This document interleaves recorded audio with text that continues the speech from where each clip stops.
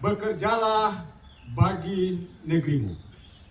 Pada hari ini, tanggal 17 bulan Januari tahun 2025, bertempat di Aidoram, Rumah Adat Dewan Adat Biak, KMKM Karkara Biak, Jalan Majapahit, Kota Biak, Kabupaten Biak Numfor, telah dikukuhkan secara adat Biak Ketua Umum Badan Pengurus Kamar Adat Pengusaha Papua untuk masa jabatan tahun 2024 sampai tahun 2029.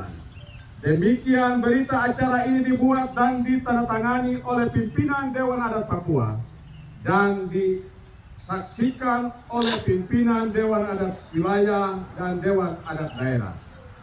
Selanjutnya, atas dasar berita acara ini, Ketua Umum Badan Pengurus Pusat Kamar Adat Papua, Kamar Adat Pengusaha Papua akan disahkan melalui surat keputusan Dewan Adat Papua.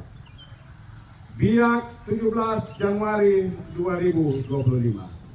Dewan Adat Papua, Jan Peter Yarangga Ketua Umum, Yohanes Wilson Sumre Wakil Sekretaris Jenderal, Lemok Mabel Ketua Representasi Lapago, Jakonias Wabrar Ketua Representasi Tabi.